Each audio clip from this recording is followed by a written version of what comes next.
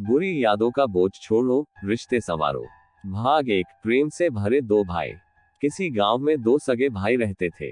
दोनों का आपसी प्रेम और सम्मान देखने लायक था। बड़ा भाई हमेशा अपने छोटे भाई और उसके परिवार का ख्याल रखता, उनके लिए कुछ न कुछ लाता। छोटा भाई भी बड़े का बहुत सम्मान करता और उनकी हर बात मानता। पूरे गांव में उनकी एकता की मिसाल दी जाती थी। लेकिन कहते हैं न, जीवन में हमेशा एक जैसा नहीं होता। एक दिन किसी छोटी सी बात पर दोनों भाइयों में कहासुनी हो गई। बहस इतनी बढ़ गई कि गुस्से में छोटे भाई ने बड़े भाई के प्रति कटु शब्द कह दिए। बड़े भाई को ये बात इतनी चुभ गई कि उसने मन ही मन ठान लिया कि अब वह अपने छोटे भाई से कोई संबंध नहीं रखेगा। बस उसी दिन से दोनों के बीच एक दीवार खींच गई। वे अलग अलग रहने लगे, न बातचीत होती, न मेल मिलाप।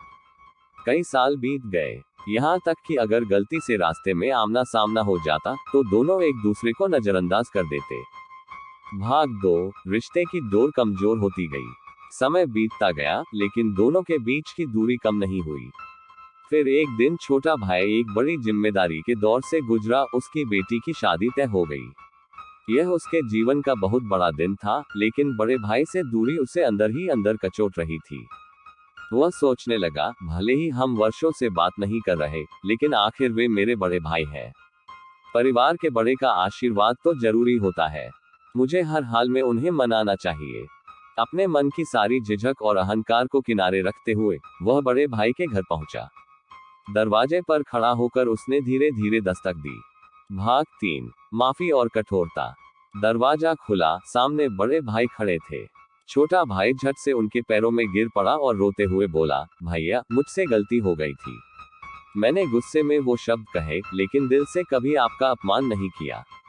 मुझे माफ कर दो और चलो, मेरी बेटी के विवाह में अपनी जिम्मेदारी संभालो।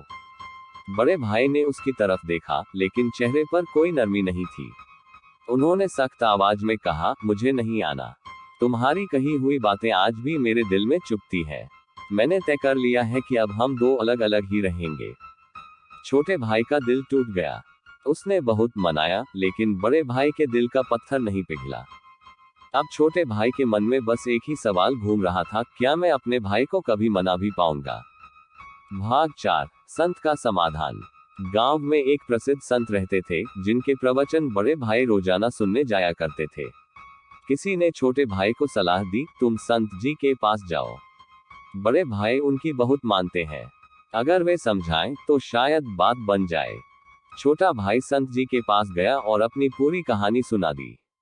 आंखों में आंसू लिए उसने उनसे प्रार्थना की, गुरुदेव, मेरी गलती के लिए मैंने माफी मांग ली, लेकिन मेरे भाई का दिल अभी भी कठोर है।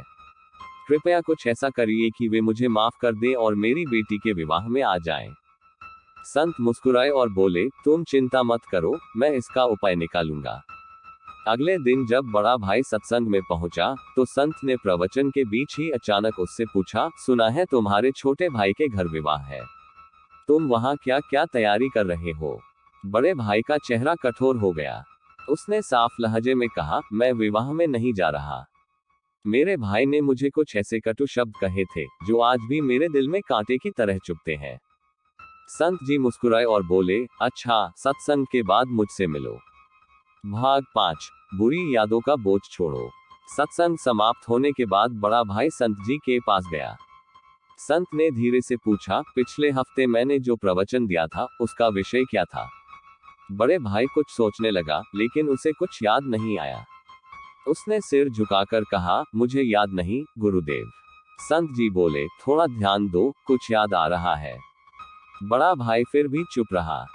तब संत जी ने गंभीरता से कहा, देखो, मैंने जो अच्छी बातें सिखाई थी, वे तो तुम्हें एक हफ्ते में ही भूल गई, लेकिन अपने छोटे भाई के कुछ कटु शब्द, जो उसने वर्षों पहले कहे थे, उन्हें अब तक याद रखे हुए हो। तुमने कभी सोचा कि जब अच्छी बातें ही याद नहीं रहती, तो बुरी यादों को इतने समय तक संभालने का क्या फायदा। जब मन में इतनी कटुता भरी है, तो सत्संग में आने का कोई लाभ नहीं।